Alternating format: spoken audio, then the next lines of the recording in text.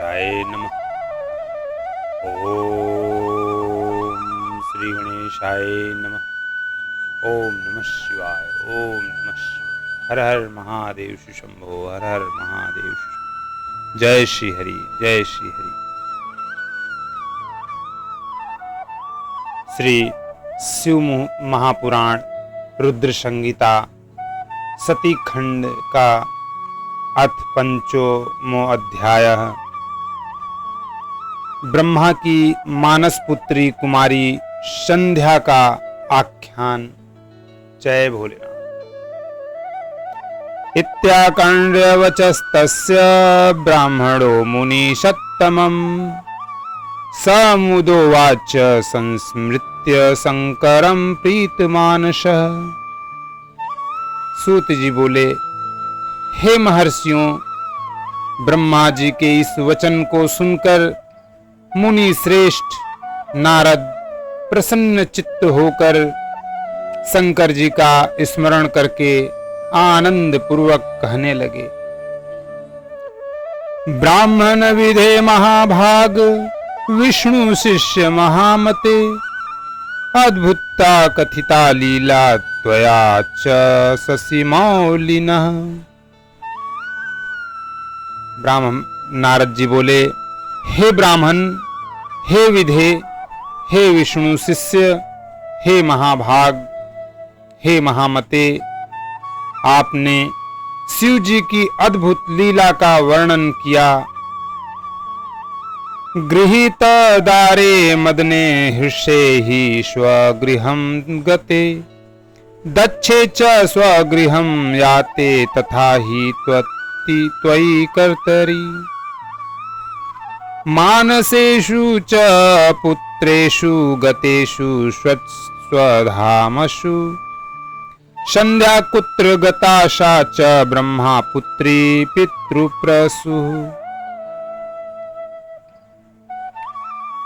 जब कामदेव अपनी पत्नी को प्राप्त कर प्रसन्न होकर अपने घर चला गया तथा प्रजापति दक्ष भी अपने घर चले गए, सृष्टिकर्ता आप ब्रह्मा तथा आपके मानस पुत्र भी अपने अपने घर चले गए, तब पितरों की जन्मदात्री वह ब्रह्मा पुत्री संध्या कहाँ गई?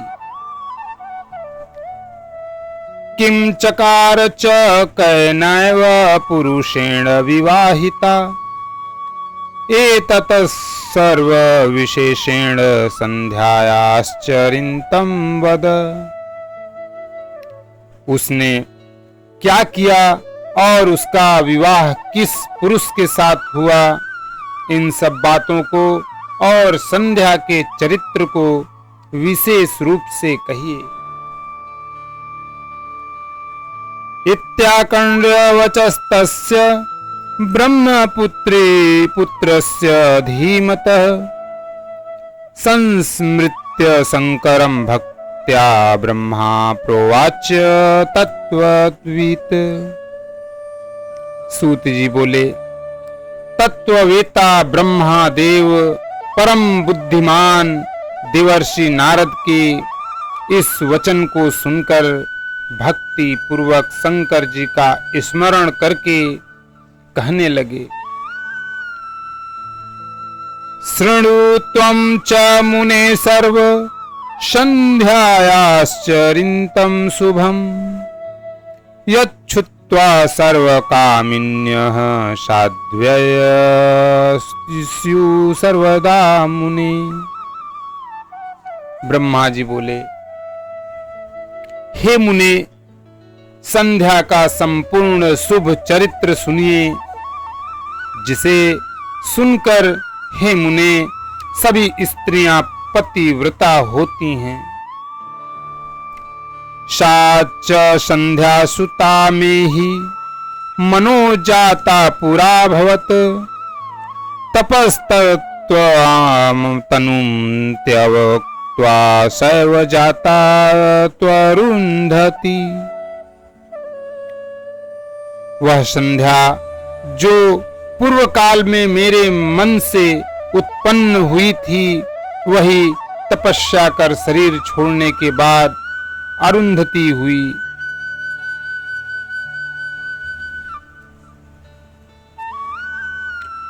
मेधातिथेः सुता भूत्वा मुनिश्रेष्ठस्य धीमति ब्रह्म विष्णु महेशान वचनाचरितर्वता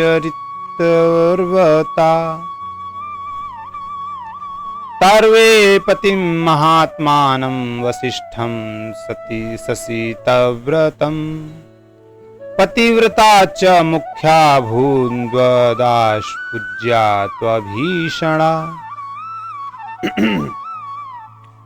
उस बुद्धिमती तथा उत्तम व्रत करने वाली संध्या ने मुनि श्रेष्ठ मेधातिथि की कन्या के रूप में जन्म ग्रहण कर ब्रह्मा विष्णु तथा महेश्वर के वचनों से महात्मा वशिष्ठ का अपने पति रूप में वर्ण किया।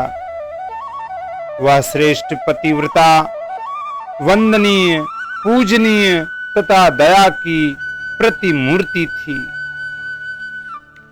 कथम तया तपस्तम किमर्थ कुत्र संध्या कथम शरीरम सा त्यक्त्वा भवन मेधातिथेः सुता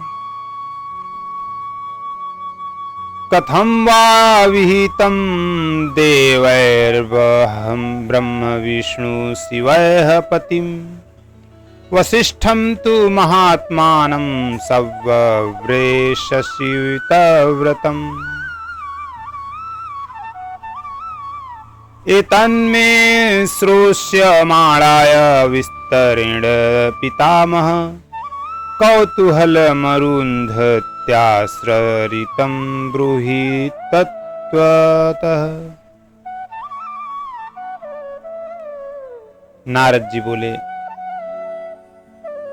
हे ब्राह्मण, उस संध्या ने क्यों, कहां तथा किस उद्देश्य से तप किया, किस प्रकार वह अपना शरीर त्याग करके मेधातिथि की कन्या हुई और उसने किस प्रकार ब्रह्मा विष्णु तथा शिव के द्वारा बताए गए उत्तम व्रत वाले महात्मा वशिष्ठ को अपना पति स्वीकार किया। हे पितामह, इसे सुनने की मेरी बड़ी उत्सुकता है, अतः सुनने की इच्छा वाले मुझसे अरुंधति के चरित्र का विस्तार पूर्वक ठीक ठीक वर्णन कीजिए। अहम स्वतनयां संध्यां दुष्ट्वा पूर्वमथात्मनः कामायाशु मनो अकार्ष त्यक्ताशु भयाच्च सा संध्यायाश्च लिन्तं चित्तं कामबाणविलोडितं ऋषीणामपि संरुद्धमानसानां महात्मनाम्। ब्रह्मा जी बोले, हे नारद, पहले अपनी पुत्री संध्या को देखकर मेरा मन काम से आकृष्ट हो गया, किंतु बाद में शिव के भय से मैंने उसे छोड़ दिया। काम बाण से घायल होकर उस संध्या का तथा मन को वश में रखने वाले महात्मा ऋषियों का भी चित्त चलायमान हो गया था। भार्गस्य वचनं श्रुत्वा शोपहासं च मां प्रति आत्मनश्चलितत्वं वैह्वामर्यादमृषीन् प्रति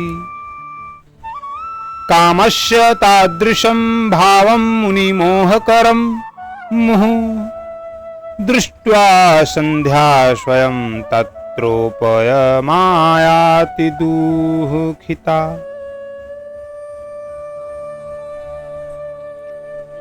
उस समय मेरे प्रति कहे गए शिव के उपहास युक्त वचन को सुनकर और ऋषियों के प्रति अपने चित्त को मर्यादा छोड़कर चलायमान देखकर तथा बार बार मुनियों को मोहित करने वाले उस प्रकार के भाव को देखकर वह संध्या विवाह के लिए स्वयं अत्यंत दुखी हुई। ततस्तु ब्राह्मणा सप्ते मदने च मया मुने अंतर्भूते मयि शिवे गते चापि निजास्पदे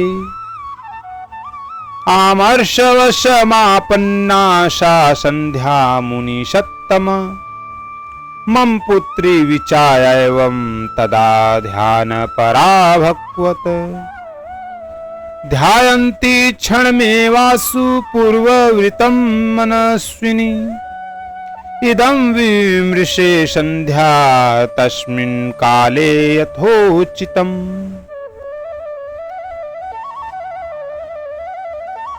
हे मुने, कामदेव को शाप देकर जब मैं अंतर्ध्यान हो गया एवं शिव जी अपने स्थान कैलाश को चले गए, उस समय हे मुनि सत्तम वह मेरी पुत्री संध्या शुद्ध होकर कुछ विचार करके ध्यान मग्न हो गई। वह मनस्विनी संध्या कुछ देर तक अपने पूर्व वृत्त का स्मरण करती हुई उस समय यथोचित रूप से यह विचार करने लगी। उत्पन्न मात्रां मा दृष्ट्वा युवतीं मदनेरितः आकर्षित सानुरागो अयं भीलाशं पितामम। संध्या बोली, मेरे पिता ने उत्पन्न होते ही मुझ युवती को देखकर काम से प्रेरित होकर अनुराग पूर्वक मुझे प्राप्त करने की अभिलाषा की। पश्यन्तां मानसानां च मुनीनां भवितात्मनाम् इष्ट्वैव मां मर्यादं सकाम भवन्मनः। इसी प्रकार आत्म तत्वज्ञ ब्रह्मदेव के मानस पुत्रों ने भी मुझे देखकर अपना मन मर्यादा से रहित कर कामाभिलाष से युक्त कर लिया। ममापि मथितं चित्तं मत मदनेन दुरात्मना येन दृष्ट्वा मुनीन् सर्वाश्चलितं मन्मनोभृशम्। इस दुरात्मा कामदेव ने मेरे भी चित्त को मथ डाला, जिससे सभी मुनियों को देखकर मेरा मन बहुत चंचल हो गया। फल में तस्य पापस्य मदनः स्वयमाप्तवान् वस्तं ससाप कुपितः शंभोरग्रे पितामह। इस पाप का फल कामदेव ने स्वयं पाया कि शंकर जी के सामने कुपित होकर ब्रह्मा जी ने उसे शाप दे दिया। प्राप्नुयाम फलमेतस्य पापस्य स्वधकारिणी तच्छोधन फलम् अहमाशु चेच्छमि साधनम्। यन्मां पिता भ्रातरश्च सकामाप्म परोक्षतः दृष्ट्वा चक्रुः सुप्रियां तस्मान्मत्तः पापकृत् परा। मैं पापिनी भी इस पाप का फल पाऊंगी, अतः उस पाप से शुद्ध होने के लिए मैं भी कोई साधन करना चाहती हूँ, क्योंकि मुझे देखकर मेरे पिता तथा सभी भाई प्रत्यक्ष रूप से काम भाव पूर्वक मेरी अभिलाषा करने लगे। अतः मुझसे बढ़कर कोई पापिनी नहीं है।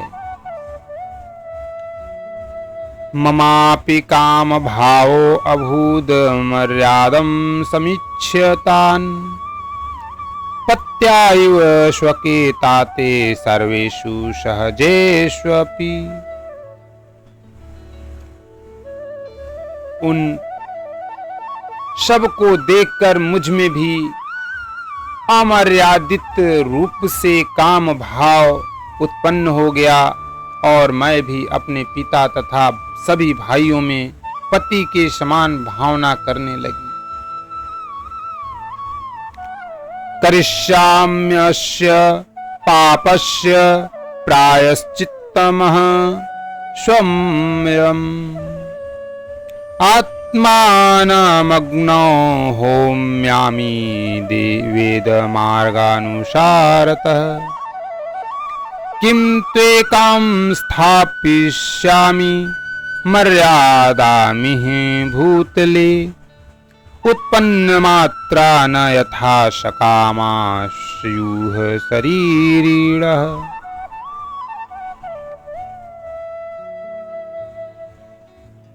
अब मैं इस पाप का प्रायश्चित करूंगी और वेद मार्ग के अनुसार अपने शरीर को अग्नि में हवन कर दूंगी। मैं इस भूतल पर एक मर्यादा स्थापित करूंगी जिससे कि शरीरधारी उत्पन्न होते ही काम भाव से युक्त न हो। एतदर्थमहं कृत्वा तपः परम दारुणं मर्यादां स्थापयिष्यामि पश्चात्यच्छामि जीवितम्। इसके लिए मैं परम कठोर तप करके उस मर्यादा को स्थापित करूंगी और बाद में अपना शरीर छोड़ूंगी। यस्मिन् शरीरे पित्रा मे ह्वाभिलाषं स्वयं कृतः भ्रातृभिस्तेन कायेन किंचिन्नास्ति प्रयोजनम्। मयायेन शरीरेण तातेषु सहजेषु च उद्भावितः काम भावो न तत्सुकृत साधनम्। मेरे जिस शरीर में मेरे पिता एवं भाइयों ने कामाभिलाष किया उस शरीर से अब कोई प्रयोजन नहीं है। मैंने भी जिस शरीर से अपने पिता तथा भाइयों में काम भाव उत्पन्न किया अब वह शरीर पुण्य कार्य का साधन नहीं हो सकता। इति संचिन्त्य मनसा संध्या शैलवरं ततः जगाम चंद्रभागाख्यं चंद्रभागापगायतः। वह संध्या अपने मन में ऐसा विचार कर चंद्रभाग नामक श्रेष्ठ पर्वत पर गई जहां से चंद्रभागा नदी निकली हुई है। अथ तत्र गतां ज्ञात्वा संध्यां गिरिद्वरं प्रति तपसे नियतात्मानं ब्रह्मावोच महसुतम्। वसिष्ठं संयतात्मानं सर्वज्ञं ज्ञानयोगिनं समीपे स्वेशमासीनं वेद वेदांग पारगम्।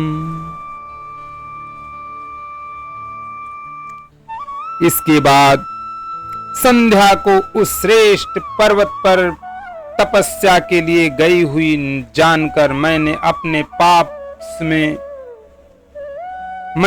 पास में बैठे हुए मन को वश में रखने वाले सर्वज्ञ ज्ञान योग तथा वेद वेदांग के पारगामी अपने पुत्र वशिष्ठ से कहा,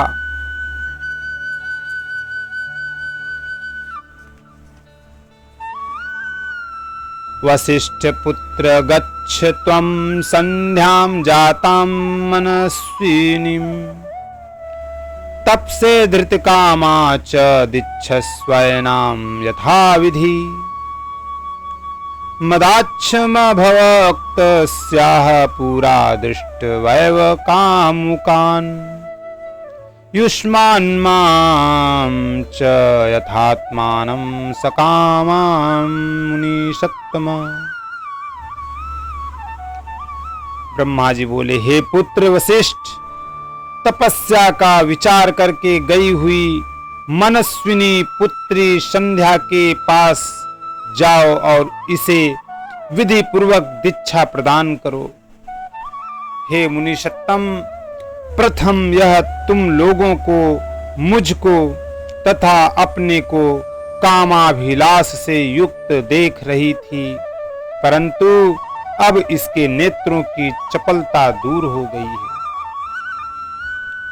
अनुक्तमूर्त तत्कर्म पूर्व मृत्युम विमृत्य सा युष्माकमात्मनश्चाणिपि प्राणांसत्ययितुमिच्छति।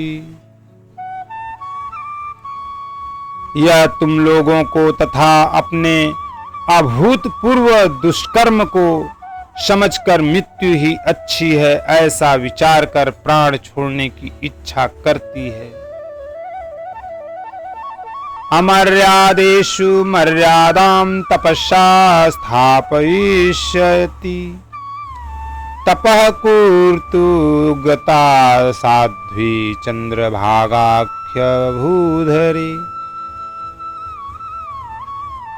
अब यह तपस्या के द्वारा अमर्यादित प्राणियों में मर्यादा स्थापित करेगी, इसीलिए तपस्या करने के लिए वह साध्वी चंद्रभाग नामक पर्वत पर गई है। न भावं तपसत्तात मानुष जानाति कंचन तस्मादथोपदेशात् सा प्राप्नोविष्टं तथा कुरु। हे तात, वह तपस्या की किसी भी प्रक्रिया को नहीं जानती है, अतः जिस प्रकार के उपदेश से वह अपने अभिष्ट को प्राप्त करे वैसा करो। इदं रूपं परित्यज्य निजं रूपांतरं मुने परिगृह्णन्ति के तस्याः तपश्चर्या निदर्शय। हे मुने, तुम अपने इस रूप को छोड़कर दूसरा शरीर धारण कर उसके समीप में स्थित होकर तपश्चर्या की क्रियाओं को प्रदर्शित करो। इदं स्वरूपं भवतो दृष्ट्वा पूर्व यथात्र वाम नाप्नुयात् साथ किंचिदय ततो रूपांतरम कुरु। उसने यहाँ पर मेरे तथा तुम्हारे रूप को पहले देख लिया है, इस रूप द्वारा वह कुछ भी शिक्षा ग्रहण नहीं करेगी, इसीलिए दूसरा रूप धारण करो।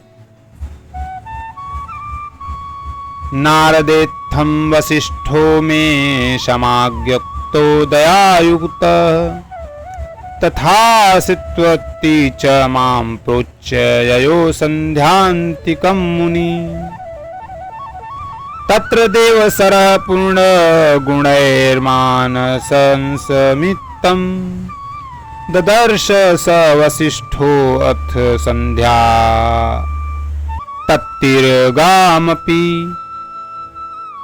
ब्रह्मा जी बोले, हे नारद, इस प्रकार दयालु मुनि वशिष्ठ जी ने मुझसे आज्ञा प्राप्त की और तथास्तु ऐसा कहकर वे संध्या के समीप गए। वशिष्ठ जी ने वहां मानसरोवर के समान गुणों से परिपूर्ण देवसर को तथा उसके तट पर गई हुई उस संध्या को भी देखा।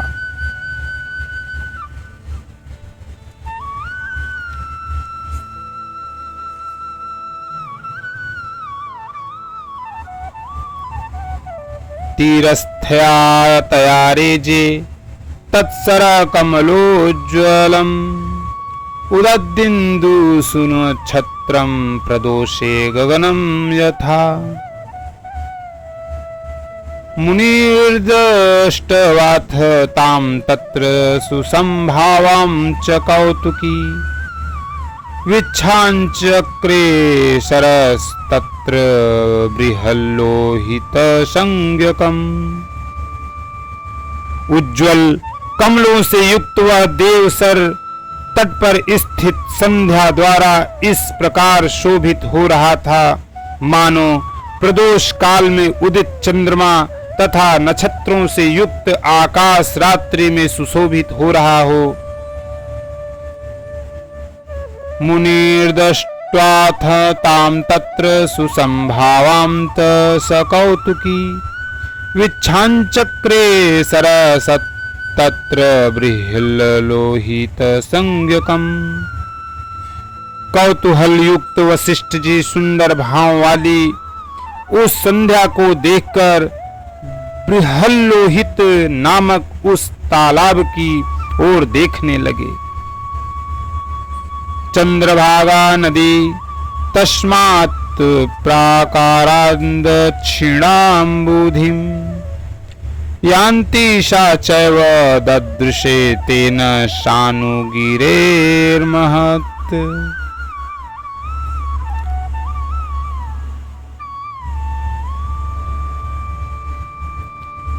उन्होंने उसी चंद्रभाग पर्वत के शिखरों से दक्षिण समुद्र की ओर जाने वाली चंद्रभाग नदी को देखा।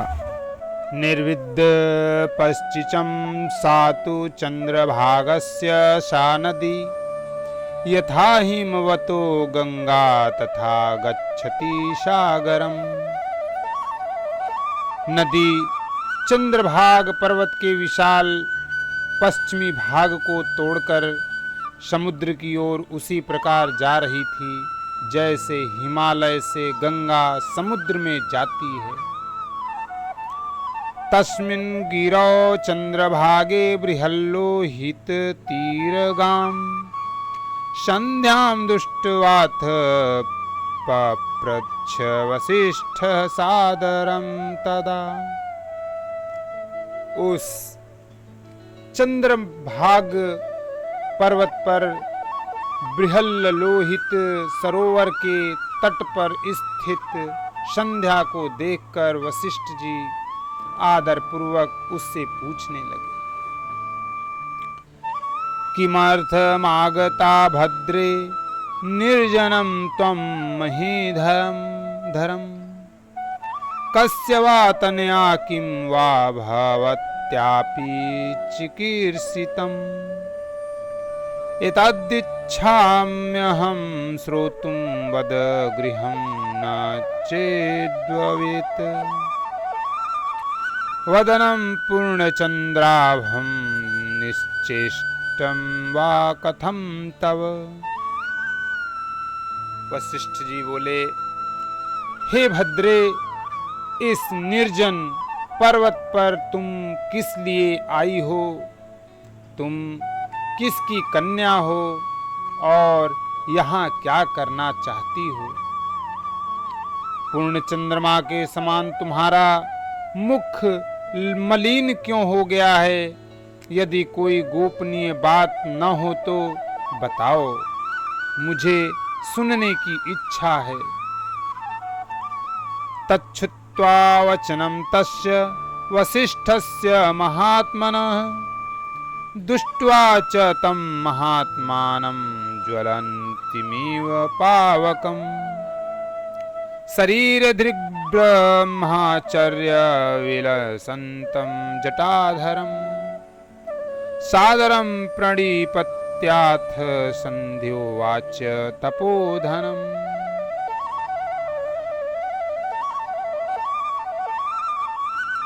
ब्रह्मा जी बोले, उन महात्मा वशिष्ठ की बात सुनकर उन्हें महात्मा प्रदीप्त अग्नि के समान तेजस्वी ब्रह्मचारी तथा जटाधारी देखकर और आदर पूर्वक प्रणाम कर संध्या उन तपोधन वशिष्ठ से कहने लगी,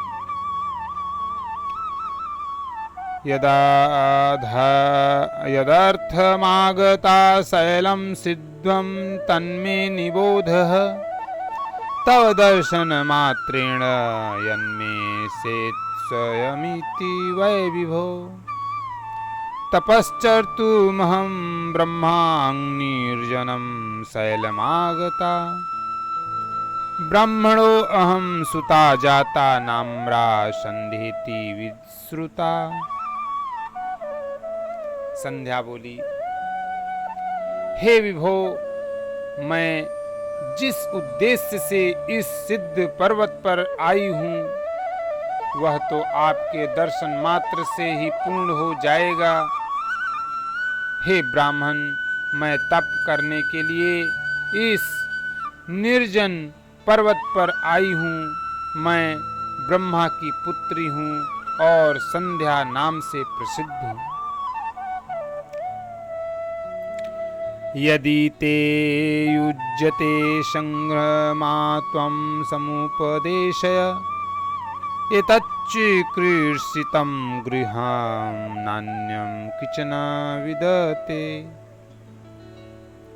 आज्ञात्वा तपसो भावं तपोवनमुपाश्रिता चिन्तया परिशुष्येऽहं वेपते हि मनो मम।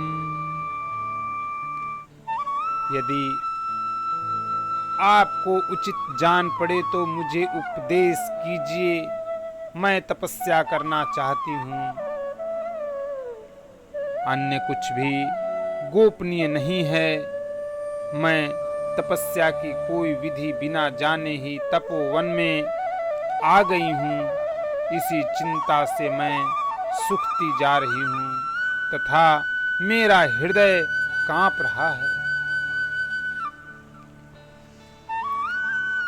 अकण्ड्य तस्या वचनं वसिष्ठो ब्रह्मावित्तमः स्वयं च सर्वकृत्यज्ञो नान्य किंचन पुष्टवान् अथ तां नियतात्मानं तपसेति धृतोदमाम् प्रोवाच मनसा स्मृत्वा शंकरं भक्तवत्सलम्। ब्रह्मा जी बोल रहे, ब्रह्मज्ञानी वशिष्ठ जी ने उसी की बात सुनकर पुनः संध्या से कुछ नहीं पूछा, क्योंकि वे सभी बातें जानते थे। इसके बाद वे मन में भक्त वत्सल शंकर जी का स्मरण कर तपस्या के लिए उद्यम करने वाली तथा मन को वश में रखने वाली उस संध्या से कहने लगे, परमं यो महत्तेजः परमं यो महत्यप परमः परमाराध्यः शंभुर्मनसि धार्यताम्। वशिष्ठ जी बोले, हे देवी, जो महान तेज स्वरूप महान तप तथा परम आराध्य है, उन शंभु का मन में ध्यान करो।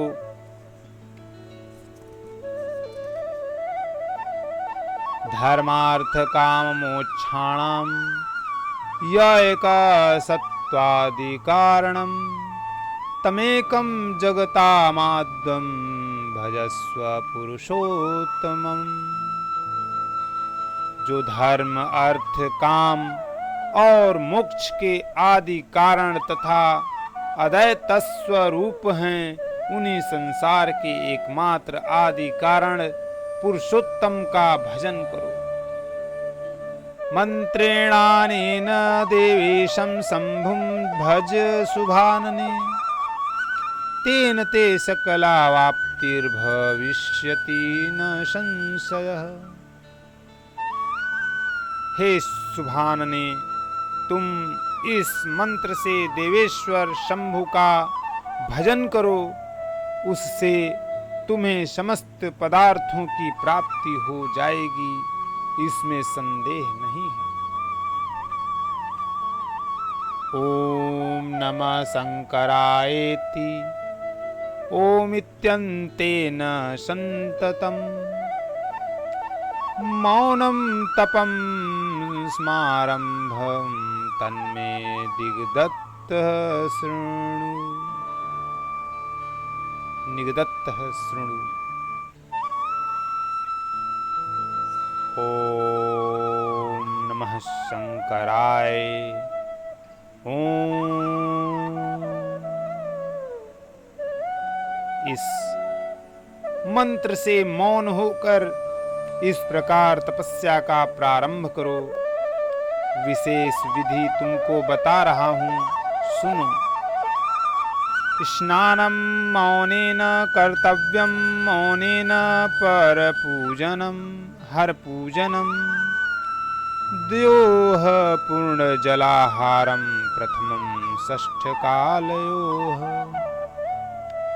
तृतीये षष्ठकाले तु उपवास परो भवेत् एवं तपः समाप्तौ वा षष्ठे काले क्रिया भवेत्।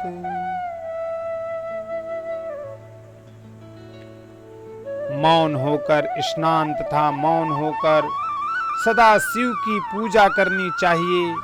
प्रथम दोनों षष्ठ कालों में जल का आहार कर तीसरे षष्ठ काल में उपवास करे। इस प्रकार षष्ठकालिक क्रिया तपस्या की समाप्ति पर्यंत करनी चाहिए। एवं मौन तपस्याख्या ब्रह्मचर्य फल प्रदा सर्वाभीष्ट प्रदा देवी सत्यम सत्यम न संशयः। एवं चित्ते समुद्दिश्य कामं चित्तय शंकरं स ते प्रसन्न इष्टार्थम चिरादेव दास्यति। हे देवी, इसका नाम मौन तपस्या है। इसे करने से यह ब्रह्मचर्य का फल प्रदान करने वाली तथा सभी अभिष्ट फल प्रदान करने वाली है। यह सत्य है, सत्य है, इसमें संदेह नहीं है। इस प्रकार चित्त में विचार करके सदा शिव का गहन चिंतन करो। ऐसा करने से वे तुम्हारे ऊपर प्रसन्न होकर शीघ्र ही अभिष्ट फल प्रदान करेंगे। उपविश्य वसिष्ठो अथ संध्याये तपसः क्रियाम् तामाभाष्य यथा न्यायम् तत्रैवान्तर्दधे मुनिः।